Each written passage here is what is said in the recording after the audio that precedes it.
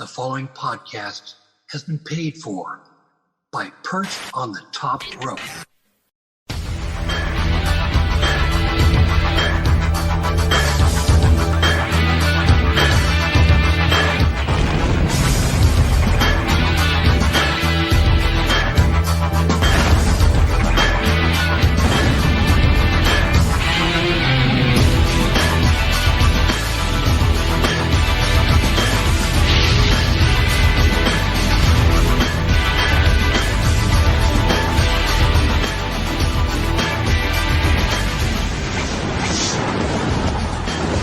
Welcome everyone to Perched on the Top Rope. It's me. I am your host, former dirt sheet writer, Lee Walker, and I am joined by the Perched correspondent, the man with a plan who goes to every show within the northeast of New York, ladies and gentlemen, Justin Largito. What's up, everybody? Good to be here today. Justin, I think we got some pretty good stuff to talk about. I want to break into WWE first before we get into the AEW side of what we're going to talk about today, because in my opinion, it's rather unique, but I also think it's a maybe a scare tactic. Someone's a little afraid of things that are going on in the wrestling world. So let's start off with Triple H, Justin. Mm-hmm. You know, we recently heard he's basically, you know, he took his old job back, announced he was back, and then within maybe 2 days, 3 days of announcing that he's got his old position back, we find out that he is now basically the head of talent relations, taking Bruce Pritchard's job from him. This is a great thing for WWE. Vince McMahon is now retired. Stephanie McMahon and Nick Khan are co-CEOs, and they give these they give Triple H his original position back, and then the talent relations position, adding on to what he's doing. This only makes WWE better because we know what he did with NXT. Like, NXT was like his pet project. That black and gold brand was amazing, what NXT had going.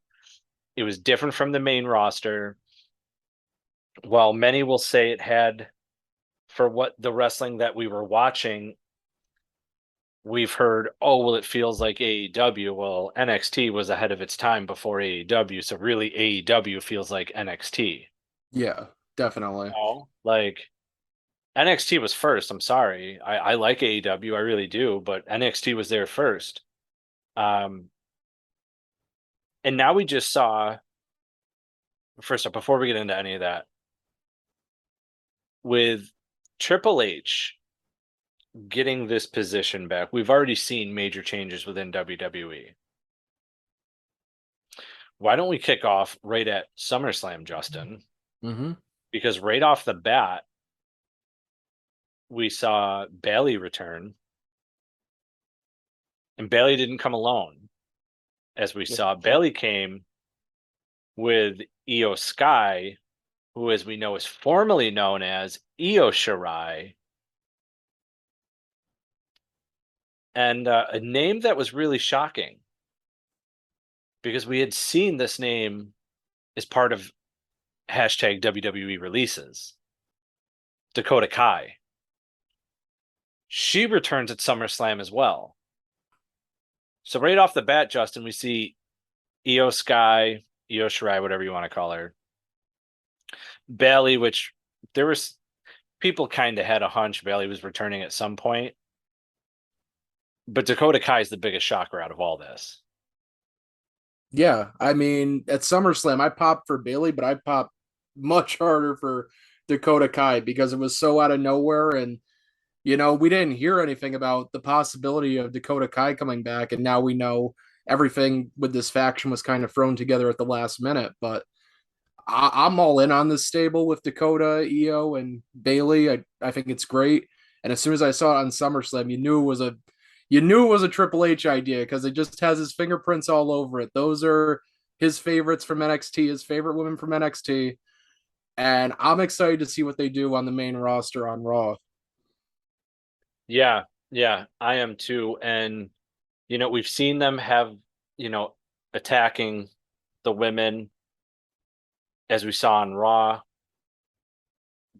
And we just saw Io Sky take on Raw Women's Champion Bianca Belair. So they're already pushing for main event style pushing with the Raw Women's Champion. We saw him after Becky Lynch. I'm excited to see what happens. We knew the women's roster was lacking, so this is good to have some names back. Now, Justin, speaking of names coming back, there's been a hot rumor that Sasha Banks and Naomi are also going to return. Now, we've been following that really closely. If you remember correctly, it was back in May. Naomi and Sasha weren't happy. They didn't want to wrestle two specific women in a fatal four-way match type deal, a tag match, when it came to the Raw Women's titles. And Justin, you remember who those names were?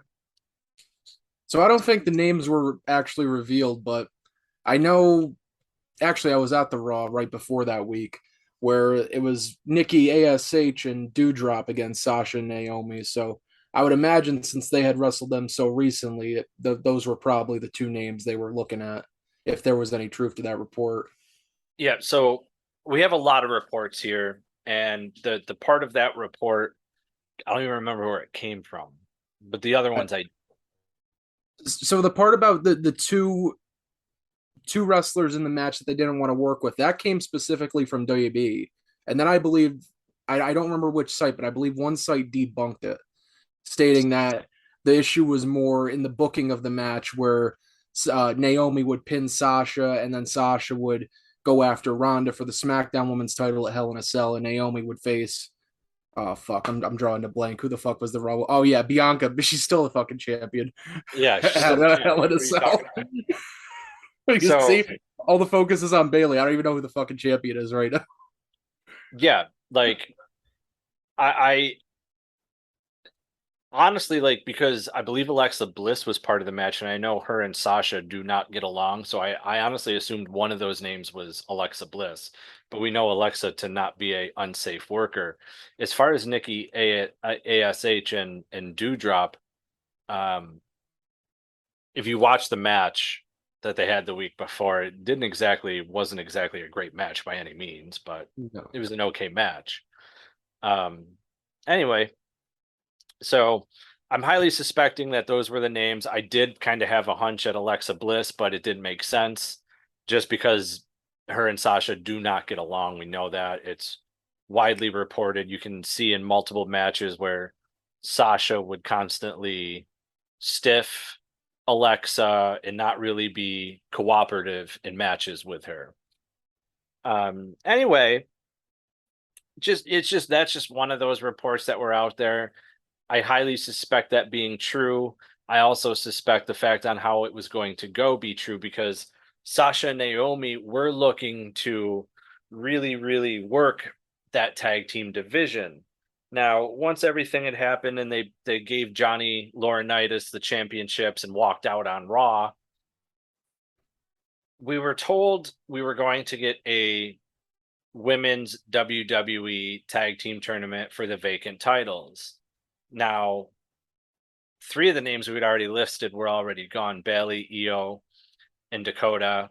And then we had now Sasha and Naomi. There's 5 women gone from the main roster right there alone, So we've lost, and 5 doesn't seem like a lot, but the women's roster is much smaller than the men. So 5 for the women's is a lot, where 5 from the men's is gone. It's not that big of a deal depending on the names.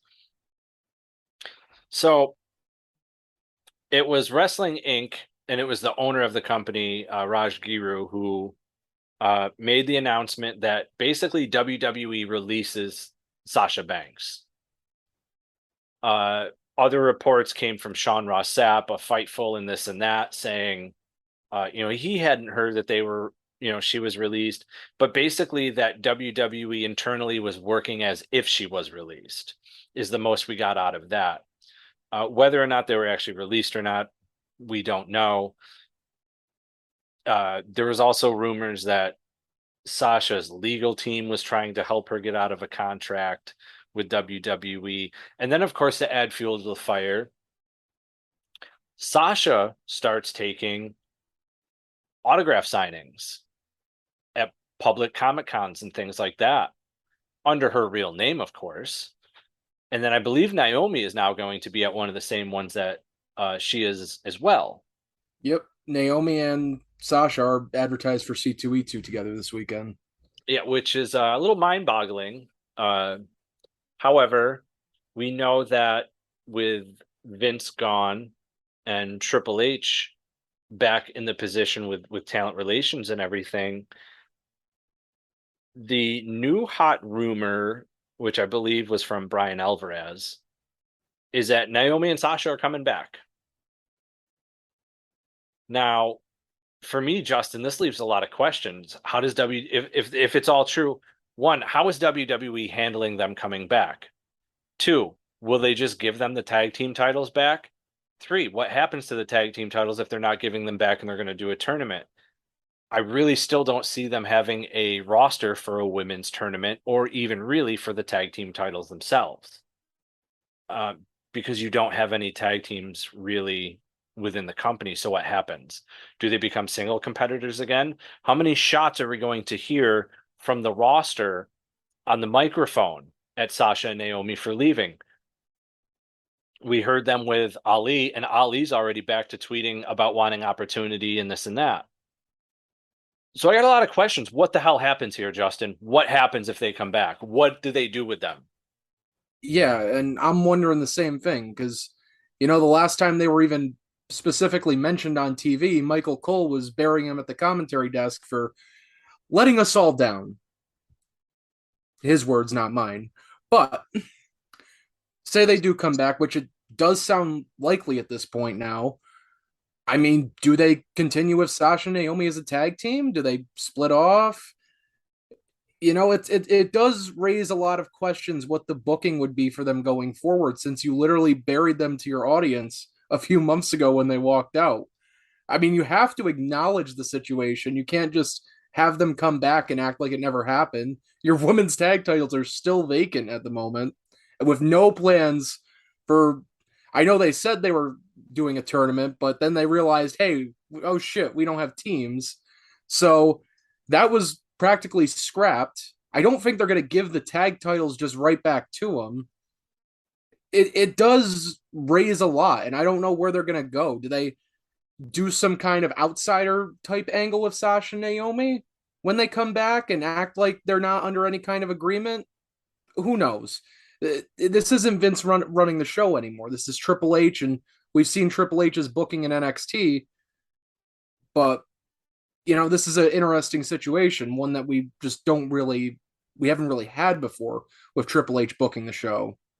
So, yeah, I don't know what they're going to do. I don't know when they plan on bringing them back, if there's a special angle to bring them back, or if they're just going to show up on the show one week. I don't know, but I'm curious to see where it goes from here. Yeah, I'm very curious because I have a lot of questions regarding what happens with them now. How do you bring them back knowing, the walk-off and this and that?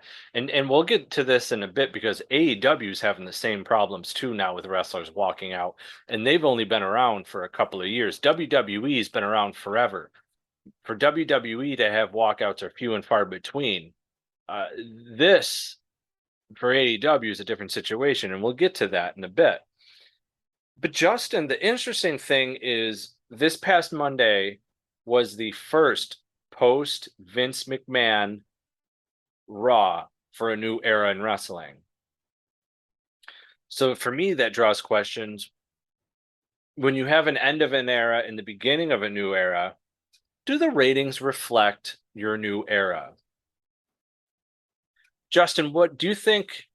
How do you think the ratings were? You just go up or down? It's cool. You don't have to go into a lot of detail. Yeah, I'll be honest. I think the ratings are kind of a dead subject now, just with everything moving to streaming and all that. A lot of people have DVRs now. They rarely ever catch the show live, it feels like, but I'm sure there's definitely intrigue, and I'm sure they're up. And Justin, you are right. So WWE in its last show with Vince McMahon was a 1.9 million. The post Vince McMahon era in its first Monday Night Raw without the CEO Vince McMahon running the show, now that he is retired, had an increase of 21%.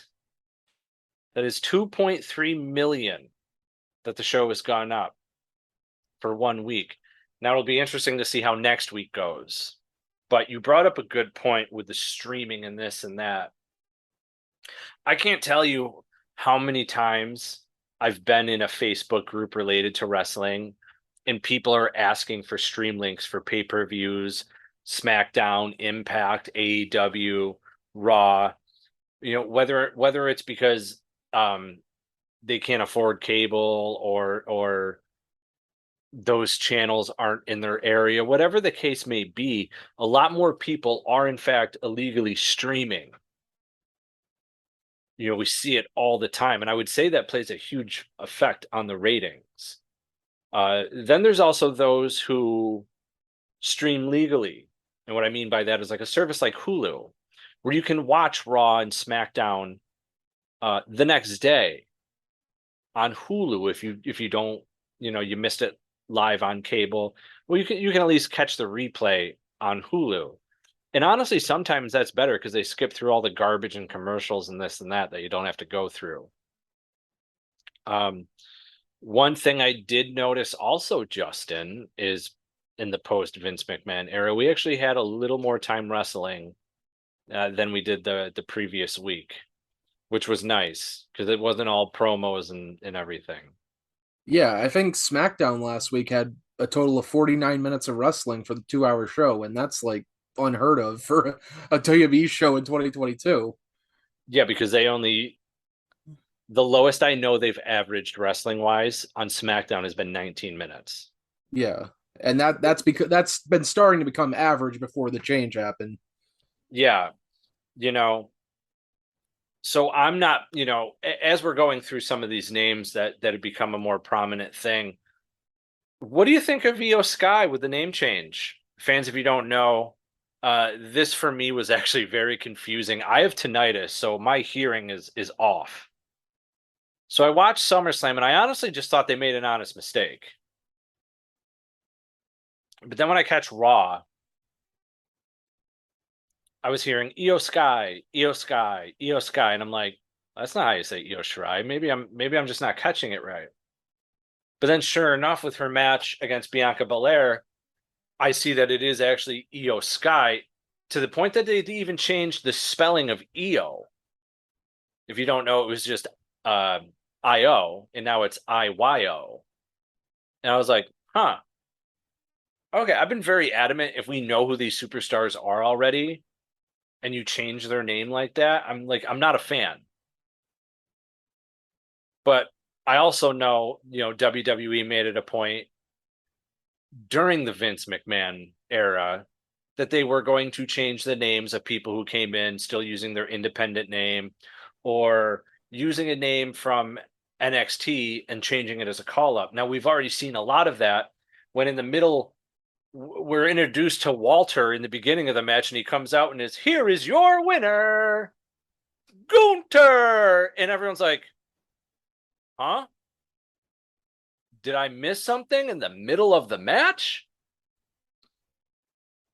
We knew him as Walter, and the other part is like if they own that independent name, Walter owns that name. So they were like, hey, and that's WWE saving money because if the name's already copyrighted, we've always known Vince McMahon wants to copyright the wrestlers' names. Like he found out through Mia Yim, I believe, he couldn't get it copyrighted. WWE tried to copyright it, and then they found out, oh crap, she owns the name. We can't get it copyrighted. I believe Keith Lee was the other one too. It's like if you go into WWE and you have that name, you have your name copyrighted, WWE is going to say, Yeah, we're not paying for this. So just like in the video games, if you own your name, they have to pay you more.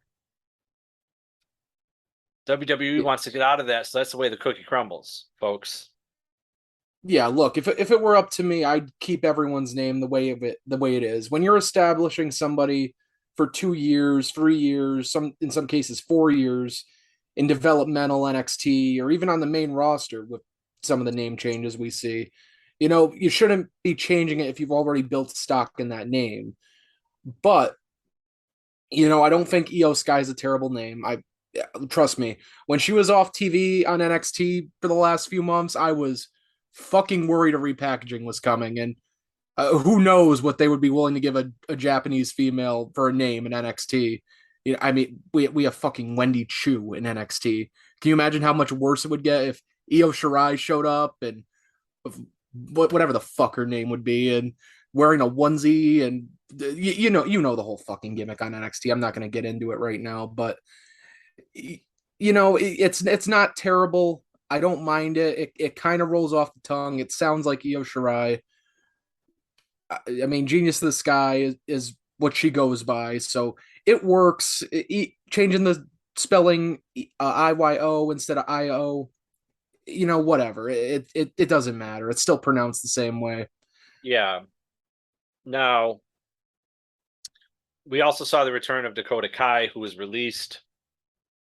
Chose not to re-sign her contract. Wasn't apparently happy with how things were for her, this or that. We know other companies were interested in her. I believe Impact was interested in AEW as well. And neither one of those got her. However, she went back to WWE, which is good for her. I thought she was doing phenomenal. She's, they finally got something that stuck with her, which I thought was cool. And then just up and out of nowhere, gone. Yeah, and you know what? I'm glad she's back. That's awesome. It sucks, like, because I felt in her first run in NXT, she got shafted a lot for like no reason when felt like she had so much promise and so much to offer to the women's division. She had the 2 women's tag title reigns. One was like between Saturday and Tuesday. That's 3 days. The first one was about 56 minutes or something like that. And even before that, she always felt like some kind of afterthought on the show, which I've always disagreed with.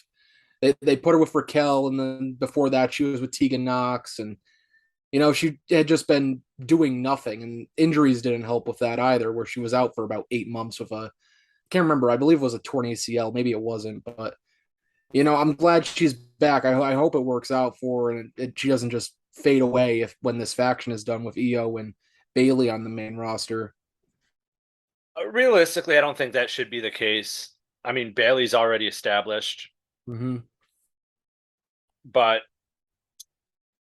as far as the other one, Io and Dakota, I'm hoping we don't get that. I think we need a women's faction. We haven't had one besides more than just a tag team. There's really never been a full women's faction in a long time, if you think about it. I mean, officially, unofficially, we have the 4 horsewomen, but they've never, panned out as a whole group together type deal. You know what I mean? Yeah, they've like never actually had a match as the 4 horsemen or appeared on TV as the 4 horsemen as an actual faction. Yeah. Yeah. So I don't really get it, but I really want a women's faction to stick, and this is the beginning of it. I'm hoping. Now, in just a short amount of time, Justin, we've seen a lot of changes in WWE. They're all good changes. I think they're all great changes that we've seen so far. Now, let me ask you this before we get into the next topic. Do you think all these changes WWE has made Tony Khan a little scared? I wouldn't say it's made Tony Khan scared. I would say, because we are only 2 weeks into this and small changes are going to happen over time. But I think Tony Khan's on his toes right now. I think he's going to be paying more attention to what's going on in the WWE product if he isn't paying enough attention already. Especially with the news with Discovery Plus and HBO Max merging this week and planning to cut 70% of their staff. That's worrisome when it comes for a new TV deal for Dynamite and Rampage. Absolutely. Yeah. And earlier we brought up, man, how just as much as WWE has had an issue with talent walkouts, we're seeing that with AEW also, right? WWE or WWF or WWWF as its original predecessor was from Vince McMahon Sr. and then WWF is Vince McMahon Jr. We've seen not many people walk out. I mean, I can list as many as I know. Ultimate Warrior, Jeff Jarrett, but he paid off with the belt. Yeah. The Intercontinental Championship to lose it to China for $300,000. I mean, he walked out a few times when you think about it. Yeah. 95 and 99. Stone Cold Steve Austin, when he refused to he refused to lose to Brock Lesnar on WWE Raw for the King of the Ring qualifying match, to which Brock Lesnar went on to win the whole thing. Stone Cold disagreed, said that match should be a pay-per-view, shouldn't even be a qualifying match or first round opening match. So he left. That's only 3. I mean, there's not many, like I said. I mean, there's more along the way that it's happened to and or with. I mean, we had the scare with Brock Lesnar a few weeks ago on SmackDown. He did come back, thankfully, but Sasha and Naomi walked out. Mustafa Ali. As you see, the names are becoming more and more recent. And I would say that's a lot of politics, a lot of, I know I signed a contract, but I don't care. Seemingly what they're kind of telling WWE is, I get that I have a contract, but it's just a piece of paper. I don't care. And they leave and walk away. And then WWE has done what they can to convince those to come back, which good for them. But we're seeing it happen in AEW. We saw it happen with MJF, not happy with everything going on. And he walks out. Now, at first, that last promo he cut before leaving really felt not like a shoot, but felt more like a work. Like there's a work between him and Tony on this. But based off the lack of seeing MJF, hearing from MJF, dirt sheets reaching out to MJF to try and get anything out of MJF, they're not getting anywhere. So is it a work? Is it not a work with MJF? What do you think? I still think it's a little bit of both, to be honest. MJF has his frustrations, and maybe rightfully so. You see MJF, a guy who's been there since the first show for AEW, and you got guys like Bryan Danielson and Adam Cole and CM Punk and Keith Lee, and the list just goes on, walking in, and I'm sure they're making a decent amount of money, and I'm sure they're making probably more than MJF, especially in the case of a Bryan and a Punk and an Adam Cole. But I still think this all is a work. Well, not all of it, but I think we're going to get the MJF return as soon as All Out, I would imagine. Maybe even at Arthur Ashe, since MJF is a New York native. And, you're probably looking for that big pop in Arthur Ashe Stadium, but MJF is more than a native New Yorker. He's a native Long Islander, baby. Woo, woo, woo. You know it. So we see it with MJF. I felt that last promo in the ring on Dynamite was a work 100%. I kind of chalk it up as maybe he's taking time off, but he's still, I don't want to say fairly new to wrestling, because I was fortunate enough to interview MJF when he first signed his contract with AEW, which was really exciting. He also called me a fat bastard. So there's that. I'll pull that out sometime for you guys. He asked me if I had too much chicken grease on my hands. Makes sense, I guess. Otherwise, aside from MJF, we've seen Ivelisse decide that she's going to work for herself when she took on Thunder Rosa, now the current AEW Women's Champion. She's no longer with the company. If you remember when Cody Rhodes was in AEW, Sexy Star down in AAA purposely broke someone's arm, and he was like, "You'll never work here." And now we don't hear from her at all in wrestling. She's seemingly been blackballed from wrestling. The last one that I would say that has come as a complete shocker has been Jonathan Gresham. We know that Jonathan was not happy with the creative. We know that he was not happy with how things are going for Ring of Honor, the way Ring of Honor is going, the plans for Ring of Honor. Basically anything Ring of Honor related, Gresham has not been happy about. And he kind of looks at that as like his own kind of pet project. Seemingly having been a native of Ring of Honor. We did see him wrestle at Ric Flair's last match. But this is where it gets interesting. You know, we now know that Claudio Castagnoli is the Ring of Honor heavyweight champion. And Justin, if you watch that match, seemingly,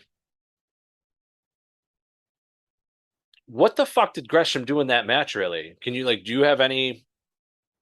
There wasn't much offense for him.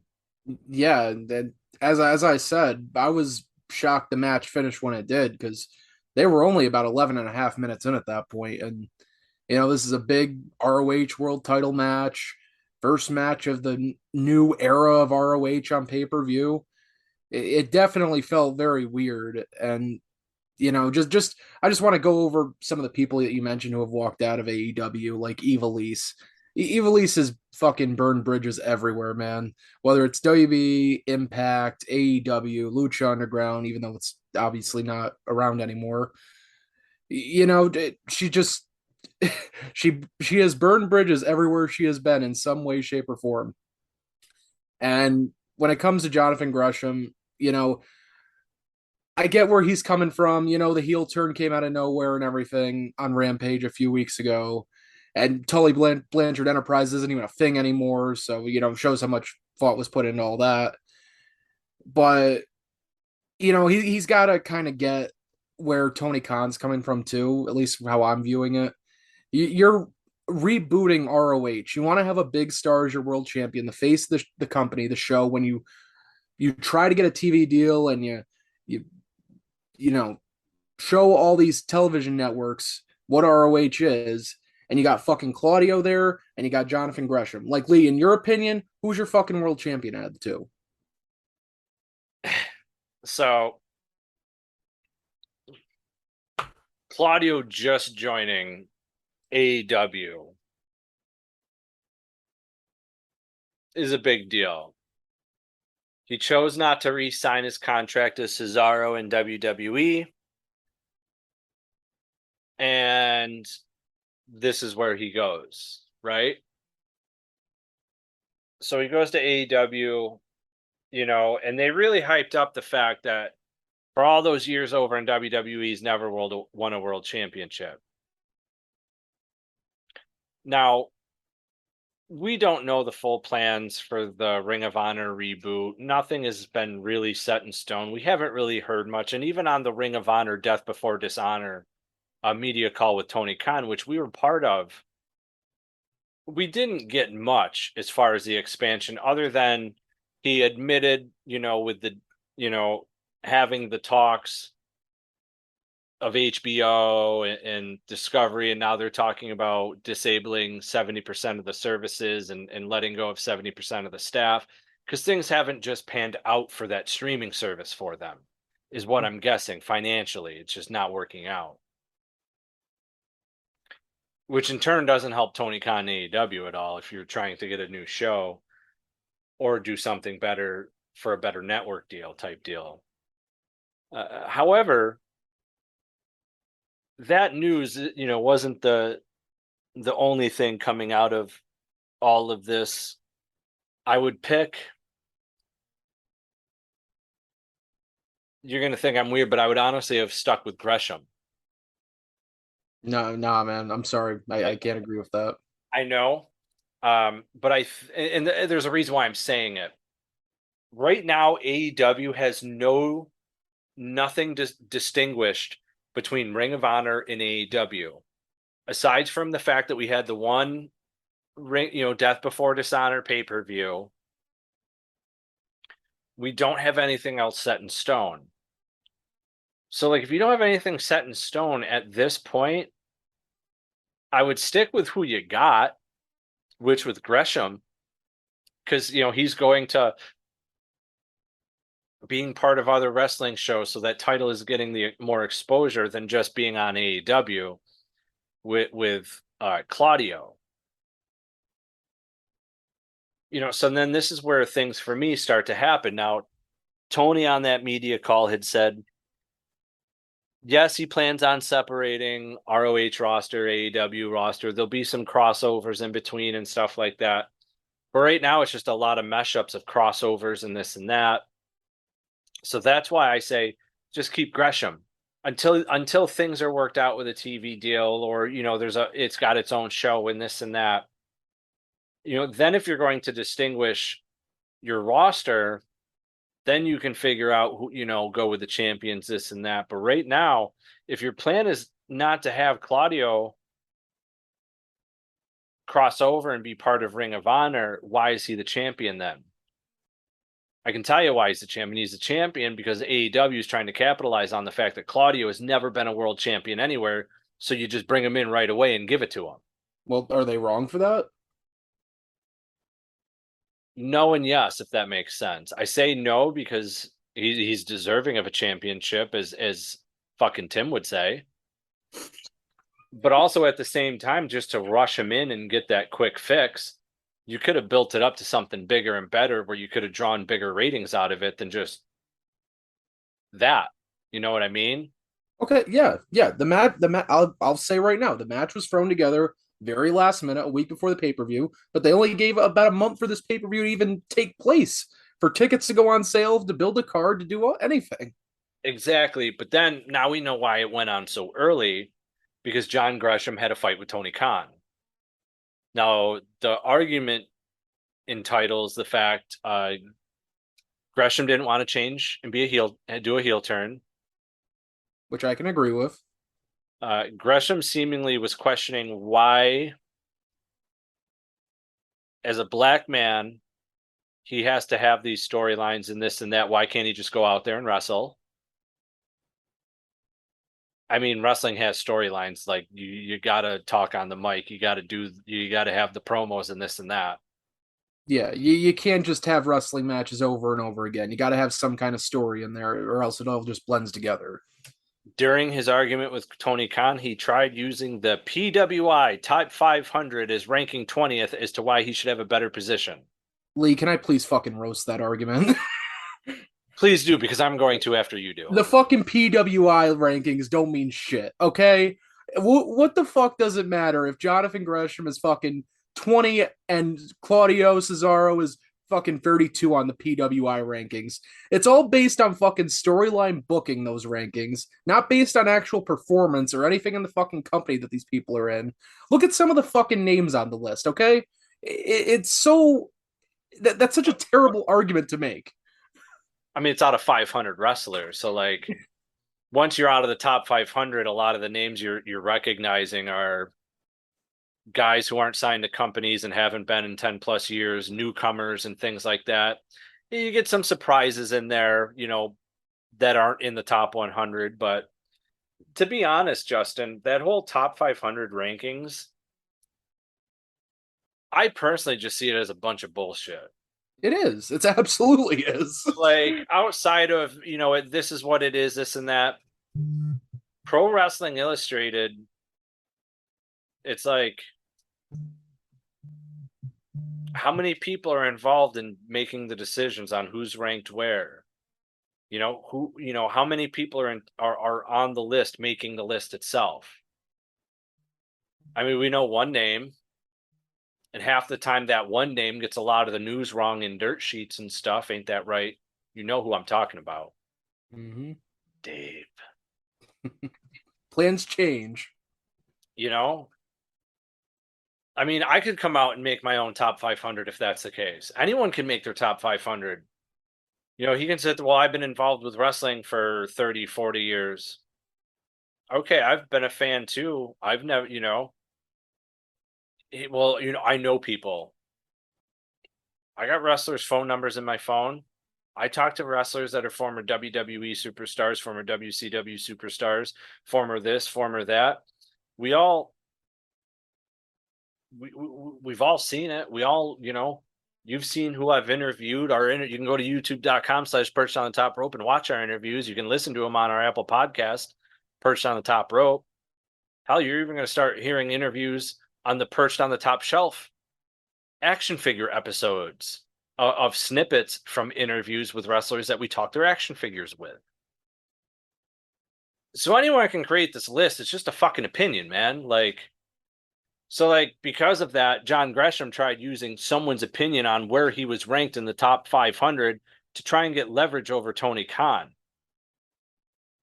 I'm sorry, but that's a fucking mark move. If you don't like the term mark, I'm sorry. I know plenty of marks. My name's not Mark, but I know marks. I consider myself a mark. I'm a fan of the industry, but I'm also in the industry at the same time. Justin and I have traveled to Poughkeepsie, New York, which for me is a 4.5 hour, 5 hour drive to interview the Good Brothers because Impact Wrestling called us and said, hey, you want to do an interview? And we said, hell yeah. Yep. We can create our own top 500. We know enough about the industry. So I think his whole argument was kind of bullshit. And honestly, if I heard it, I probably would have laughed. I absolutely would have fucking cackled with laughter there. Like you said, it's somebody's opinion on a top 500 list. And on top of that, whose opinion? How many people's opinion? Exactly that. So to use the top 500 as a way to get your ways is obviously not going to work because in the end, Jonathan Gresham has asked for his release from AEW, and since then we have not seen him in AEW. But we did see him part of Ric Flair's last match, pay-per-view with Jim Crockett Promotions. We know that Jonathan Gresham has a lot of indie bookings, so you can still see him wrestle. I just don't think you're going to see him part of ROH and AEW. I'll be interested if Tony Khan calls and says, hey, we need you to work. What's going to happen there? Mm-hmm.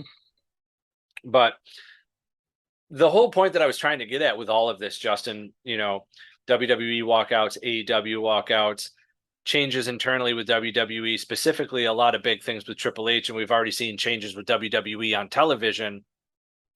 I asked you if Tony Khan was scared for a reason, because a press release was put out by AEW, and we got the press release. It's in our email. I'm not going to read all of it. There's a lot there. I'm going to read a majority of it. Mm-hmm. And then, just give me your thoughts on it. Or, Okay. what, I'm going to stop go as I go, and we can talk about it, each thing that happens. Yeah. AEW announces expansion of talent relations and development team.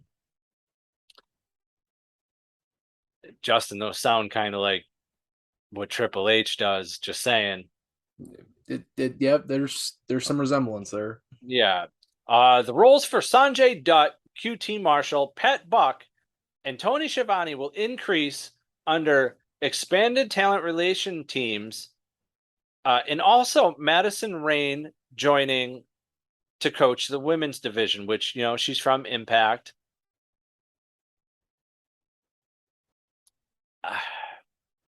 I'm going to jump on Madison Rain first. I would have totally gone with somebody else.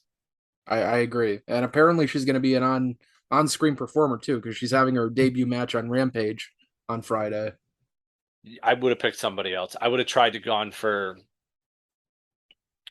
names not under WWE, but were once part of WWE. Try and grab some big names I would have reached out to a plethora of names. Jacqueline, Ivory. Hell, I know they're under Legends contracts, but I would have tried Lita, Trish Stratus. I would have gone for any big name that you know can work. I mean, we know Madison Rayne. I'm going to give an type of vibe for wrestling wise. Yeah. Promo work. Hell, you could have reached out Angelina Love, the beautiful people themselves. They were good workers. Madison Rayne was part of that, but at the tail end, I think there's other talented women they could have tried to find. And look, you just named off a bunch of people that they could have brought in to coach the women. Did WWE ever hire back Sarah Amato, who worked closely with the women at the Performance Center pre-pandemic? Because I remember they released her, like they didn't, right? No, she did. I don't think she was rehired. Yeah, so there's another one you could have easily brought in. Yeah, I mean, there's a few other names I would have also said. If you remember when Tyson Kidd, TJ Wilson, was having issues with WWE, we actually saw him with an AEW producer. Took photos with her and stuff. I thought, that would have been a hell of a name to coach the women because he's heavily involved with the women. You know who else is heavily involved with women wrestling? And still part of WWE though is Fit Finlay. Done phenomenal work in the women's division. Those could have been names you could have tried to reach out to, especially with Tyson Kidd having the issues that he was having with WWE at the time. We didn't see him be brought back until after the Royal Rumble? Yeah, because he wasn't doing anything for a while. Yeah. Anyway, so I just feel like there could have been more predominant names that they could have picked besides Madison Rayne, but let's hope that she makes, no pun intended, some sort of impact. Continuing on with this, AEW CEO, GM, and head of creative Tony Khan announced an expansion to AEW talent relations team with the promotions of key staff members, including Sanjay Dutt, QT Marshall, Pat Buck, and Tony Schiavone. The following promotions and additions are effective immediately. Sanjay Dutt has been promoted to Vice President of Production and Creative Coordination. In this role, he will coordinate communication of AEW storylines between post-production and key staff to maintain content workflow, produce content, and monitor new producers. Dutt started with AEW in 2021, bringing more than 20 years experience professional wrestling, both in-ring and as a producer, and will continue to serve on-screen manager to Satnam Singh and Jay Lethal, which, by the way, I really love the shots Jay Lethal was throwing Wednesday when it came to Ring of Honor, saying that, he was the he was the Ring of Honor longtime guy and this and that. It seemingly sounded like throwing shots at John Gresham, I thought. How do you feel about that? Yeah, it could definitely. Progressive Snapshot can save you money based on how you drive and how much you drive. So the safer you drive, the more money you could save. Now, if you didn't hear that because you were yelling at another car while driving, let me say it again. You need to calm down. Yelling is just making everyone as stressed out as you are and letting them all know that you definitely aren't trying to save with Progressive Snapshot.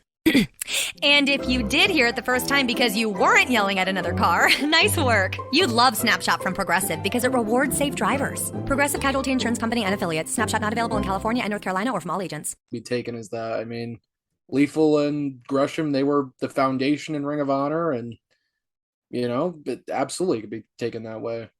Yeah. So now we know Dutt's new role. A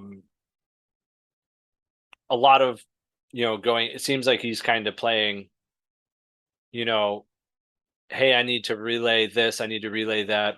Basically, I in a contractors world, I call him the gopher.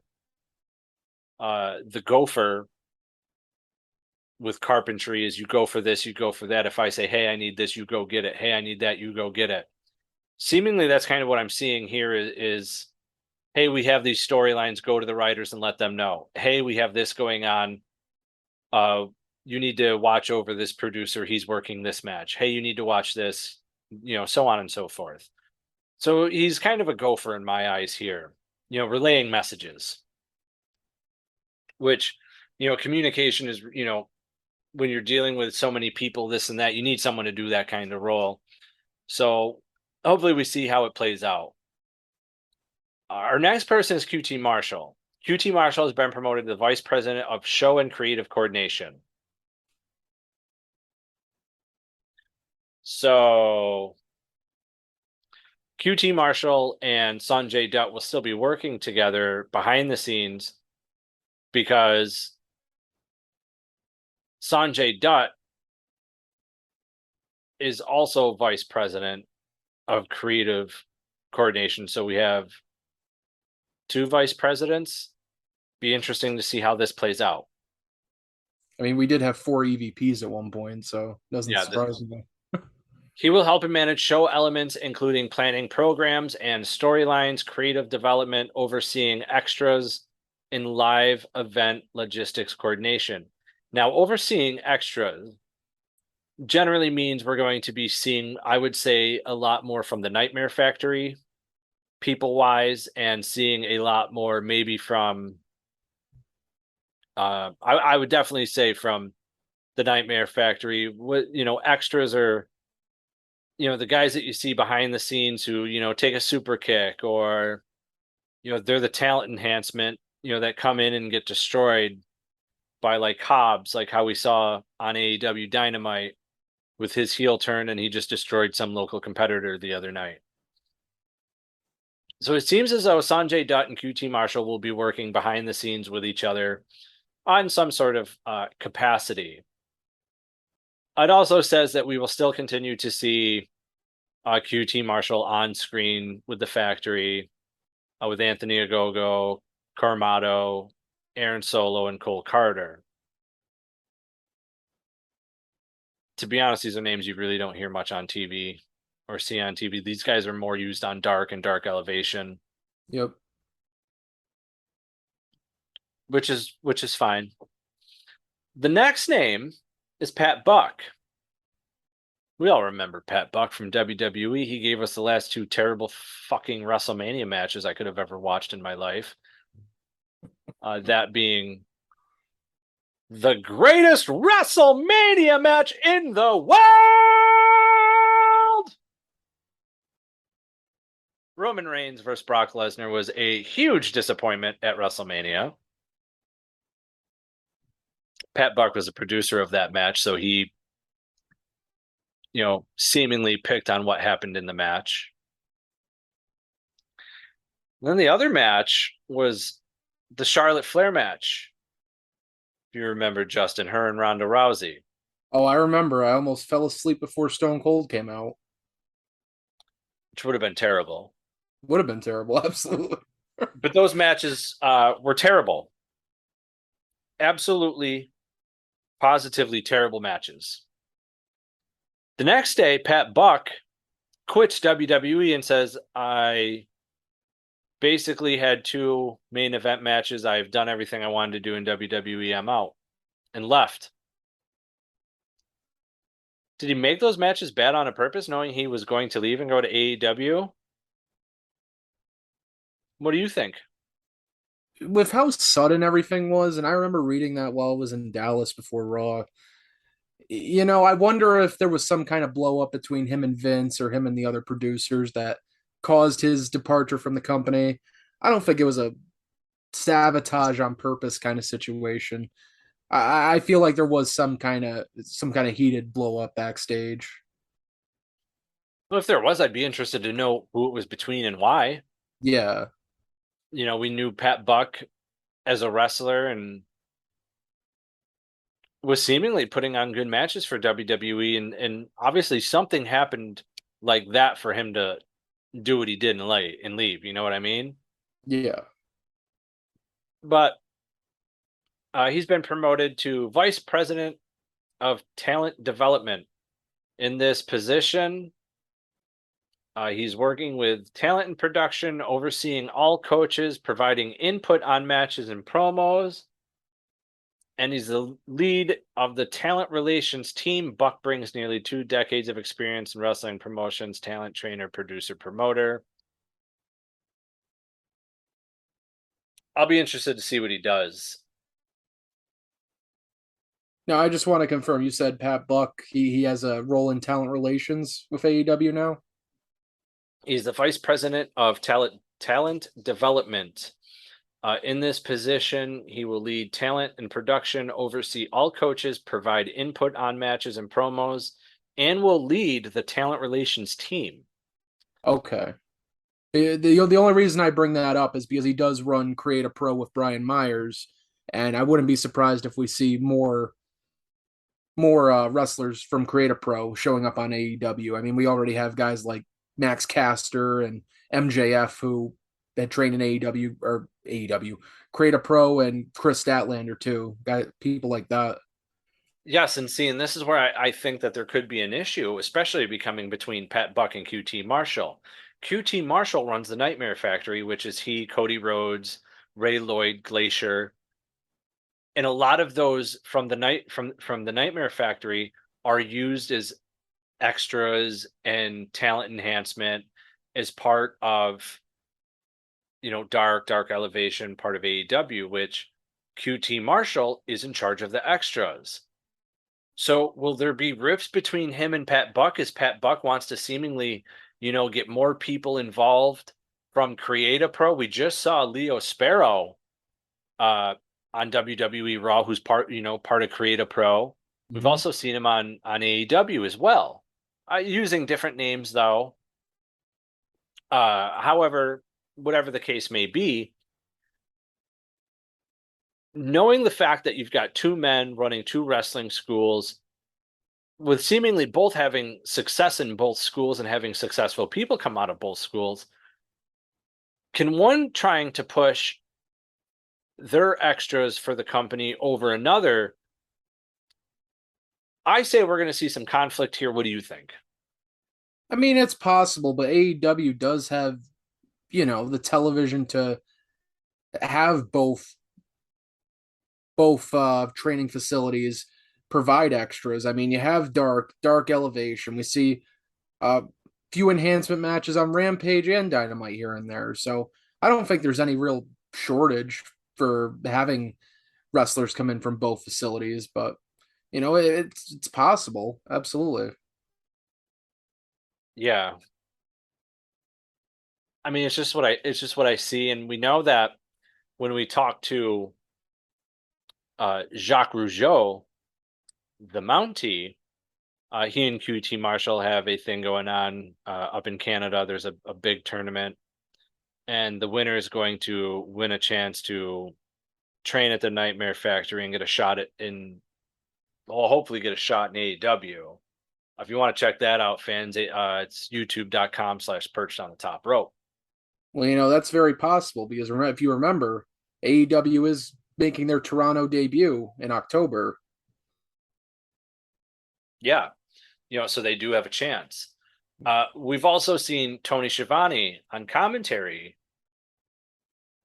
be promoted. Tony Schiavone has been promoted to the senior producer and special advisor to talent. In this capacity, he will work directly with talent as part of the talent relations team. So again, we got 3 people more involved with the talent relations team. Schiavone is one of AEW's most tenured members with nearly 40 years experience, iconic voice, guided fans, professional wrestling, incredible moments. Aside from Tony Schiavone being in commentary, just like WCW, I don't know what else, other positions he's held. We know that Larry Zbyszko talked about Tony Schiavone with meetings and this and that. You can hear all about that at youtube.com/perched on the top rope. Talent relations has a lot to deal with. You're dealing with a lot of performers. You're dealing with a lot of different attitudes. You're going to get guys who are angry that they're not being used. You're going to get guys who are angry that they're not being used right. You're going to get guys who want a better push, guys who want to be on. Then you're going to get guys who just want to be on TV, to just have a match on TV. to help at least further elevate themselves a little bit. You're going to get guys who are wondering why they're not in the championship picture. You're going to get guys wondering why they're losing matches when they think they should be winning. There's a lot of things to factor in here. And when you start mixing all these attitudes, this and that, then that's when I said you really start running into the problems. And let's be honest, AEW in a very short time has run into problems when it comes to the talent relations side. One of Jonathan Gresham's gripes is lack of communication with Tony Khan. So what do? You build a better talent relations team like we're seeing now. Now, we've already heard about Madison Rayne. She's going to start coaching the women's division, and we're going to see her on TV. Again, we both said there probably could have been someone better here picked, especially when you've got women on the roster who can perform better than her already, perform moves that she couldn't even attempt. Like something as simple as climbing the top rope. Ooh. Hey, that's why we're perched on the top rope. All right. Now there is one more name here, Justin, and that's Christopher Daniels. An AEW original who brings more than 30 years of industry experience, will continue to serve as the manager of talent relations. The talent relations team will also remain in close contact with AEW's legal and talent resources team. The talent resources team helps support the physical and mental health, safety, and security of talent. AEW is also committed to supporting talent beyond the ring, who offer world-class physicians, trainers, and mental health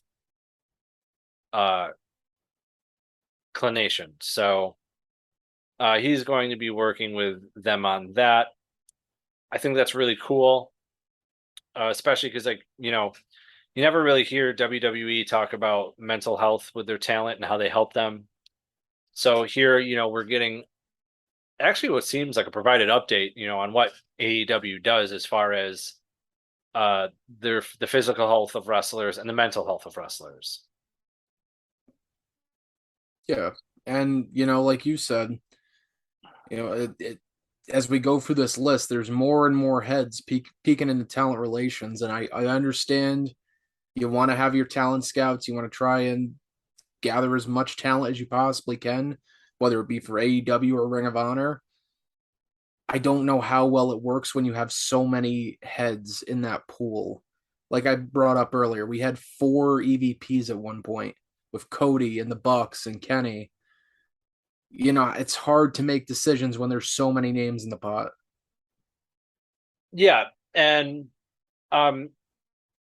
this also seemingly comes, this announcement by AEW after a number of things, as we've seen Jonathan Gresham ask for his release from the company, which he does cite lack of communication with Tony Khan. But then the reason why I asked if it was because he's scared of what WWE's about to do, because it also comes after the recent shakeup of talent relations department in the form of Triple H, who has already done incredible things, which includes the return of Dakota Kai. So that's why I asked if we feel that this is a direct result of what WWE is doing in regards to Triple H. My answer would be yes, but I'm also coming around to the idea that with Jonathan Gresham, citing lack of, being able to communicate with Tony Khan, we've seen that with others. As Tony Khan doesn't release people, he lets their contract expire. We've never actually seen him really fire anyone. Just let contracts expire. Joey Janela, Marco Stunt, a couple of guys from the Dark Order. Just doesn't re-sign them. And if you listen to the interview with Joey Janela, he talks how basically AEW and Tony Khan literally ghosted Marco Stunt. No communication whatsoever. Just not using him on TV. They had a plan with Christian. To be honest, I thought between Jungle Boy, Luchasaurus, and Marco Stunt, I thought it was a pretty good pairing. I would have, then they brought Christian along, which Christian with that tag team, in all honesty, made no sense to me. But I honestly thought Marco Stunt made more sense because, well, Jungle Boy's short, and let's be honest, Marco Stunt's even shorter. I'm sorry, I can't defend Marco Stunt on AEW TV in any capacity. That's fair. I mean, I just, it's just something I would have done, because now it just really seems that what they're doing is trimming their fat, but they're trimming their fat in a different way. I say they're trimming their fat in a way that they're looking at their roster and being like, we're not really doing anything with this person. Do we really need them? And there's a lot of names that I'm kind of worried for within AEW. I'm worried for Sonny Kiss. I don't know how you feel about Sonny Kiss. Sonny Kiss is actually a personal friend of mine, who Justin, I've interviewed in person, and I've interviewed not in person, both under contract with AEW. I just think that for how progressive Sonny Kiss is, could hurt Sonny Kiss. Sonny Kiss is one hell of an in-ring performer. Sonny Kiss isn't utilized much on TV, though, at all. No, literally at all. Her last match, and I'm using her because it's Sonny Kiss's pronouns. I'm not going to be disrespectful.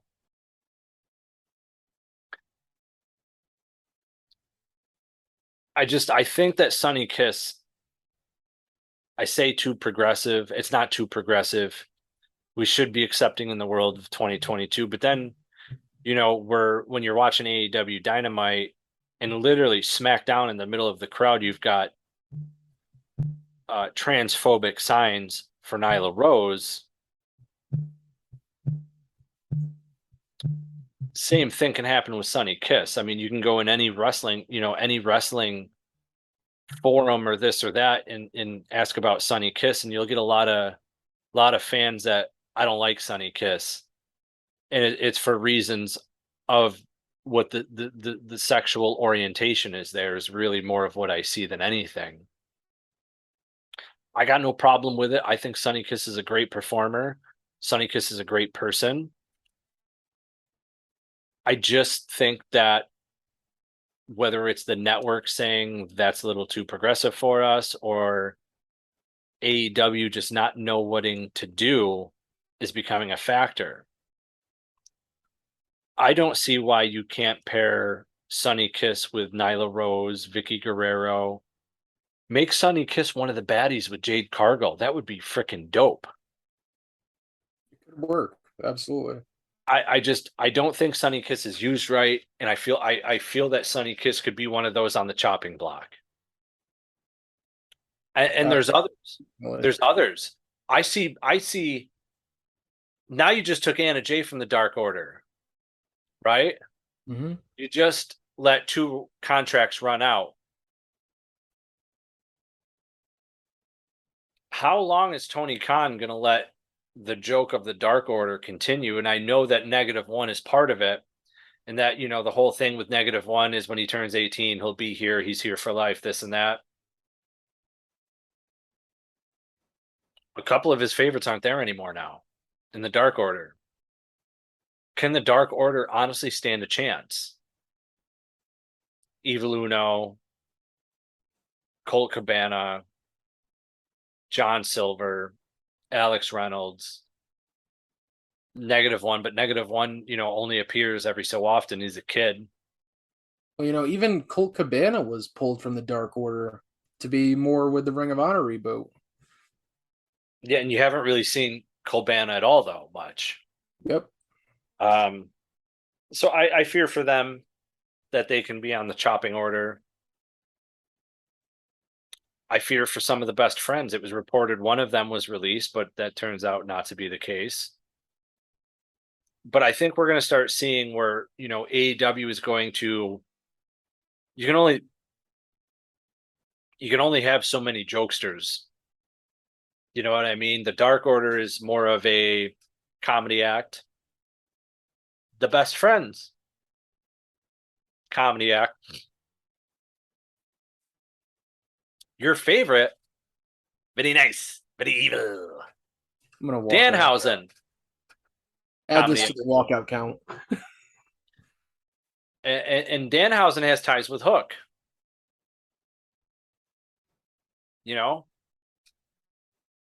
But if I had to pick out all those names I just mentioned, I would definitely tell you that the Dark Order could be in trouble here. Yeah. Danhausen is way too over. I know you don't want to admit that, but Justin, shut up. When that crowd pops for Danhausen, Stop. okay? Stop. That was piped in. You heard how much they pop for him. That was piped in crowd noise. No. Lies. No. Lies. I've listened to your video in a video AEW. The crowd is loud the entire time for Danhausen. Yeah, I just have a very good speaker on my phone. Yeah. Okay. I'm going to let you have that one. When you think WWE comedy acts, in WWE you have what? R-Truth, basically the whole 24/7 thing, but like R-Truth, Akira Tozawa, you have a few names there. AEW's got full factions. So eventually you're going to trim some of this. And that's just how I see it, unfortunately. And if we go on with more of like a lot of these talent relations things, especially with AEW, I'm going to start to think we're going to start seeing some shakeups. But Justin, I'm more curious. Who do you fear for could be on the chopping block in AEW? I don't think I really fear for anyone getting cut. I think, like you brought up, Sonny Kiss is a very likely candidate, and I have no clue when Sonny Kiss's contract is up. But the last time Sonny Kiss was on Dynamite or anything, the last time I can at least remember, was mid 2020 when Sonny Kiss faced Cody Rhodes for the TNT champion. That was that was 2 years ago, because that was Fight for the Fallen that year. It's just been dark and dark elevation ever since then. Yeah. It just I don't know, man. It's a weird, as much as it's an exciting time in wrestling, it's also a weird time in wrestling.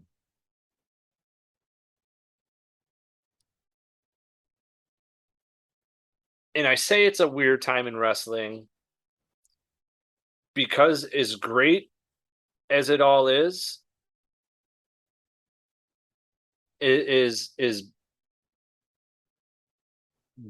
don't want to say as bad as it all is, because there's good and there's bad and there's the ugly and there's everything in between. I just fear we're going to see some roster cuts coming, but AEW, we had reports of that they're putting a freeze on hiring, and then we hear they're not, and they're going to expand again. And it's just like, you have a plethora of talent already, but like, what do you do here now? Like, what do you do? Like, how, like, you've got so many talent. If I'm a guy who's been on TV, this and that, I really don't want to go work a YouTube show and be part of that for 10, 15 minutes. Mm-hmm. Like, how many people, Justin, do you think in AEW feel that going on those YouTube shows is beneath them? Because I'm going to bring up some names. You never see any MJF on them. You never see the likes of like the Young Bucks, Kenny Omega. I'm going to go out there and say John Moxley. I think once he did one. He did do one, yeah. There's a lot of, have you seen the House of Black on there? The only person I've seen from the House of Black, you know what? That's a lie because Brody King has done some singles matches on Dark Elevation. Julia Hart's practically a regular on Dark Elevation. I don't care about Julia Hart, to be honest with you. She's in the House of Black, so I got to counter. I know. But like, you see more of those that they feel need to be there.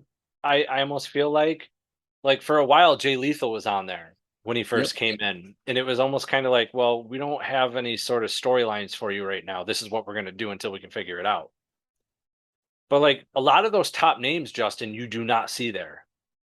So that's why I'm asking, like, do you feel for some of these guys, they feel it's beneath them? Yeah. And, if you watch Dark Elevation or you're at a taping for AEW and Dark Elevation, like they don't get much time on that show. It's literally anywhere between 6 to 12 matches, and it's just boom, boom, boom, boom, next segment. And, the matches don't go more than 5 minutes for the most part. And that might be generous. I've seen matches where it's just in and out just to fill that hour gap between, right before AEW Dynamite when they're taping the show. So there's not much to do on Dark Elevation because it's literally just a quick squash just about every match. And maybe the main event will get a little bit more time on the show, which it has the last few times I've been to an AEW taping. But, you can't be doing 2-minute matches for your entire run in a company. You don't learn, you don't get anything out of that. No, you don't at all. And I talk about this a lot. I did an AEW Dark taping once for Sports Kita, covering it. The review of it and everything, the results and stuff. 14 matches, 2 promos, and the one promo was literally 30 seconds, and it was Luchasaurus, and the promo was literally this. Have you ever seen a talking dinosaur? Do you know a dinosaur that has a college degree? Now, I'm literally hearing this, Justin, and I'm thinking to myself, that was hands down the worst monotonistic promo I've ever heard in my fucking life. And it was Luchasaurus. Sorry, Luchasaurus, but it was terrible. Then there's 14 matches in between. I could literally pinpoint each match, or like 5 or 6 matches literally in a row, when I knew that the swinging neck breaker was coming with the kip up from the person who took the swinging neck breaker, instantly doing a kick up and doing a super kick. Literally 5-6 matches in a row. After I watched 2, I was like, I would literally go in a group chat and being like, hey, is everyone watching Dark? And they're like, yeah. I go, here comes the swinging neck breaker kick up super kick. It would happen all of a sudden, like, because I'm in this group with a bunch of guys from over in Europe, and they're watching, they're going, holy crap, that just happened. I was like, yeah, this show sucks. Yeah, and that was during the pandemic era of AEW Dark, which, dude, that was fucking rough. And I just had to stop watching because the shows were going 2.5 hours with, like what you said, 14 matches. It's too much. There's not enough time in the week to sustain that with how much wrestling is on the air right now. No, and honestly, since then, I myself, covering that for Sports Kita, which I believe I left shortly after doing this. It was 2020. And I said, I don't want to do this writing anymore. It's not fun. I just like doing the interviews, which is what I've always done. I've always done interviews. I didn't want to do it anymore. You get to a point where it's not fun, and that's where it was. Anyway, so like, yeah, I Dark and Dark Elevation are like what Sunday Night Heat, Velocity, Saturday Night Shotgun were to the WWF. That's the vibe I get from them. Now, a lot of complaints have been coming that AEW Rampage is not that great anymore. We've seen a steep decline in the ratings, seemingly week after week after week. It's an hour-long show, so like you got to try and cram whatever you can. But even then, you're not getting all the top-notch guys on the show. Like when it first started, like CM Punk was on there like every week for a while. Mm-hmm. And now we're up against this whole ordeal with AEW and Rampage. You know, if they think that Dark and Dark Elevation is beneath them, well, if AEW Dynamite is like what WCW Nitro is, then AEW Rampage is WCW Thunder. And if you remember, Justin, WCW Thunder only lasted about 2 years. Yeah. All the top guys, it started out, they were on there, and then it got to the point that they didn't want to do it anymore. Hall, Nash, Hogan, you know, so you started seeing like the B squad of NWO of Brian Adams, Stevie Ray, Disco Inferno, those NWO members being on the show instead. And like I said, it was short-lived. It only lasted about 2 years. It didn't even last until the end of what WCW was. It didn't make it to the finals, which tells you more about the show, which at the rate Rampage is going, could you see that show being discontinued if it keeps going the way it's going? I mean, look, there's a lot going on with obviously Turner and HBO and Discovery right now. Rampage did a very bad number last week. It had to have been the worst they've ever done for Rampage, and I was actually at that taping last week, and let me tell you, it was a fucking chore to get through that show, just due to all the technical difficulties they were having, the matches that they put out for that show. It was not an enjoyable time, honestly. It felt like a chore just to get through it. But it's not like AEW Rampage has lost any name value. They still have guys like Jon Moxley and Hangman Page. Punk still shows up from time to time, obviously when he's not injured. Bryan Danielson was on the show a lot. You know, Adam Cole is on the show a lot. So it hasn't lost the guys with name value appearing on the show.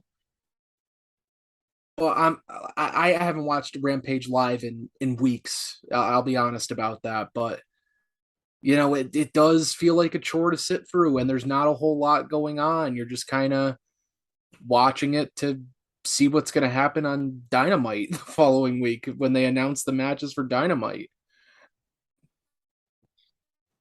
I mean, what also doesn't help is the fact that it's pre-taped, and if you're like Justin and I, we end up spoiling that online for people, even though we know spoiler-free is the way to be. So anyway, Justin, the show you were at with the double taping, 2 weeks ago, they were at 435,000 views. They only ranked 6th in cable for the night. Usually anytime wrestling is on, it ranks number 1.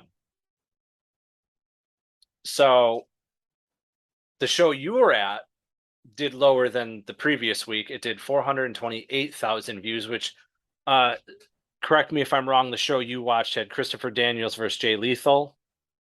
No, that was the week before. Okay, so yeah, that was the week before. But I'm gonna go over the card so people can hear just the decline in wrestling names on the show. You brought up how Moxley's been on the show. We talked how CM Punk's been on the show frequent. Adam Cole. The 435,000 viewers, that show had Christopher Daniels versus Jay Lethal, Lee Moretti versus Dante Martin, Hangman Page and John Silver versus Butcher and the Blade, and Max Caster and Austin Gunn have a rap battle. Honestly, that's something I'm not going to tune into because it doesn't do anything for me. Now, the episode that you were there live for, do you remember what the card was? I do. So they had, it was Jay Lethal, Satnam Singh, and Sanjay Dutt against the Best Friends in Orange Cassidy. And I feel like that was probably the peak of the show, to be honest with you, and it was the opener. But they also had Ethan Page taking on Leon Ruffin, which was just an enhancement match. Lee Moriarty and Matt Sydal, which, you know, it wasn't terrible, but it was just like, you didn't really care by the time it was 11 o'clock at night after you just sat through Dark Elevation and Dynamite. And then in the main event, they had Ruby Soho and Anna Jay, which did not do any favors for anyone because by that point, 70% of the crowd had left. You know, it was like HBO had already cut most of their staff at 70%, and whatever was left was in the crowd that night. But yeah, it's just, I don't know, it's missing whatever kind of spark was there before. Yeah, it's the star power. I literally feel like that's what it's missing, the star power. I feel like that's what's missing. It's a shame, to be honest with you, the star power that it's missing. I'm just hoping for the best for the show because Justin, you know, the last episode, especially on the toy figure show that we do, Perched on a Top Shelf, you had openly admitted like wrestling is your life. Yes. You go to literally every show within the tri-state area, PA, Connecticut, Massachusetts, New York, New Jersey. Though it's 5 different states, fans, like this man travels for this stuff. I travel for this stuff. Justin, I've gone to Albany multiple times for us to hang out and go to meet and greets. We went to Massachusetts together, to Poughkeepsie together. We've met phenomenal wrestlers together, tons of wrestlers together. We've done tons of interviews with each other about wrestling and everything like that. And just as much as, like you said, wrestling is your life, wrestling is my life. Justin, you built a whole addition in your room to be able to do what you do. I took out my dining room, built this awesome bar. I have it's a bar / studio. I took rooms in my house because I don't have enough room in one room for all my action figures. I had to give them 2. And I got technically I have a 5-bedroom house. So 2 of the room, well, technically 3 rooms I had to take just for wrestling. And realistically, I could take another because I have so much ring-worn gear, I can't display it in either room. There's nowhere to put it, nowhere to display it. So, you know, when we do these shows, you know, whether it be a general news thing, whether it be the action figures, we're passionate about wrestling. It's our livelihood here. You know, we've built our life around this, and I've been a fan for 30 years. If I didn't stop watching, it would actually be longer at times. You know, I stopped watching from, well, it feels like 03 to 08. No, it was longer than that. It was like 01, 02. It was after the invasion angle. Because I thought it was I thought it was just piss poor done. The invasion angle, it made me stop watching for like 7, 8 years. Oh wow. That's how bad I thought it was, man. I didn't start watching again until I watched the highlights of like the ECW reunion shows that WWE had put on. But I didn't start again until Raw vs. SmackDown 2008 in the video game series. And that's what got me watching because I bought the game and I was like, oh, I'll try it out. And then I was like, who are some of these people? What the hell did I miss? I started watching again. Wasn't exactly the best time to start watching again, but I'm here. So yeah. It is. And you know, like I tell people, I love this shit. And you know, they're kind of like, yeah, that's great, that's cool, you got something you like. And I'm like, no, I absolutely love this. You know, I don't travel here and there for nothing. I don't have mountains of figures at my feet right now as I'm sitting here for nothing. It's just, this is what I enjoy. This is what I love. Yeah. I'm the same way. Can't go wrong with pro wrestling. But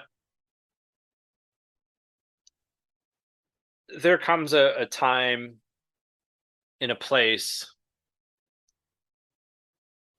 where you have to realize that the landscape of professional wrestling is changing, and it's definitely more that sports entertainment route that we're going and that we're seeing on a daily basis. And as the older fan here, Justin, a lot of us older fans tend to die off when that landscape changes. So as much as we've watched the ratings go up, I'll be interested in the coming weeks to see if viewership goes down because of the changes that we see, that guys like me and us older generation fans start to seemingly disagree with what we're watching. I mean, there's a lot I could pinpoint that I disagree with, but as a fan, I'm not too big on trying to be negative because I'm a fan. I'm a fan of what it is. It's pro wrestling. It's my thing. It's what I like and what I enjoy. And Justin, we've been in the group chats, we've been in Facebook groups and on Twitter and Instagram, and constantly see people complaining about the product, but they never talk about anything that they actually like about the product. So like at that point, if you've been so unhappy with the product for so long, I would stop watching. I've done it. Mm-hmm. I did it for years. I came back and then I actually stopped watching again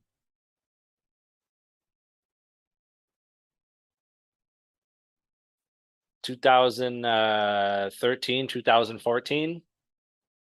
I don't remember what the exact cause of why I stopped, but something made me stop. So in the next coming weeks with the changes and transition coming, I'll be interested to see who watches, who doesn't watch, why. I'll be reading the forums and this and that. Now, Justin, last week on Perched on the Top Shelf, we announced that we're going to start having interviews in on those shows, from older interviews with wrestlers talking about figures. And I'm excited to announce that on Tuesday, fans, since we just had the Legends show, you can watch on YouTube and on Apple, we're going to jump right in and have Tatanka talk about his action figures from the Legends figure line to his Hasbros and things to that nature. That's going to be real exciting, Justin, for us. But hey, we also have Figure of the Week next week. Fans, next week to this show, we will have the full interview with WWE Hall of Famer Larry Zbyszko going out. We're very excited about that interview. You can check out all the snippets on YouTube at youtube.com/perched on the top rope. We talked a lot of very interesting topics. A lot of what we talked about has in fact been picked up on dirt sheets such as Sportskeeda, involving Larry Zbyszko talking about Bobby the Brain Heenan, Larry Zbyszko talking about Ric Flair's last match, Larry Zbyszko talking about WWE's Vince McMahon retiring. So we have a lot of great content coming up. You just got to tune in, fans. And with that being said, you can find us on YouTube at youtube.com/perched on the top rope, where you can see all the great interviews that Justin and I have done. I've done interviews with Alex. And there's also a lot of other great content on there. You can check us out anywhere and everywhere podcasts are found: Apple, Google, Spotify, Stitcher, Red Circle, Podbean, Podbay, Audible. we're there. It's Perched on the Top Rope. We want to thank all of those who have kept us on Chartable's Top 250. We've been in multiple countries. We've been number 1 in Indonesia, which is awesome. We thank you for that. Ireland, Germany, Australia, Great Britain, Canada, America. We just jumped up like 114 spots. Thank you.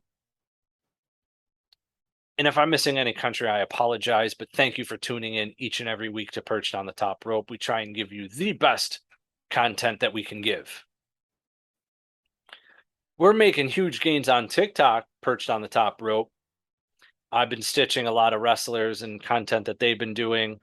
You can find great content from Selena Scene, which we take the music from Celine Dion, My Heart Will Go On, and put that music with the greatest wrestling things that have happened in professional wrestling history. After all, that song just makes everything better. And if none of that tickles your fancy, fans, you can go and watch the Taskmaster, Kevin Sullivan, get humped by a dog on TikTok. It's Perched on the Top Rope. Fans, you can also tune in on Twitter at Perched Top Rope. You can find us on Instagram at Perched on the Top Rope Podcast, where we have a bunch of hilarious memes. We share the interviews there, a lot of stories and things to that nature. You can find us on Facebook at facebook.com/Perched on the Top Rope. That's where we do a lot of engagement, a lot of fan interaction. So check us out there, especially considering that there's damn near 10,000 of you. We thank you. Fans, make sure you give this show all the support you can. Give us a like, give us a subscribe, comments on YouTube, like us on Facebook, follow us on Twitter, give us a like on Instagram. And remember, take care, spike your hair. Woo, woo, woo. You know it. Ladies and gentlemen, in all honesty, spoiler free's the way to be. We're out. See you guys.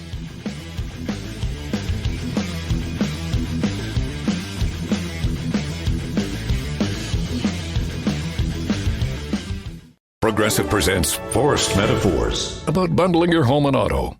When you bundle your home and auto with Progressive, you get great savings and round-the-clock protection, which is as beautiful as looking your firstborn child in the eyes for the first time. Well, that's a bit much. Maybe it's more like looking your second-born child in the eyes for like the third or fourth time. Point being, the savings and round-the-clock protection are really, really magical. Forced Metaphors. Presented by Progressive. Bundle and protect today. Progressive Casualty Insurance Company and affiliates. Discount not available in all states or situations.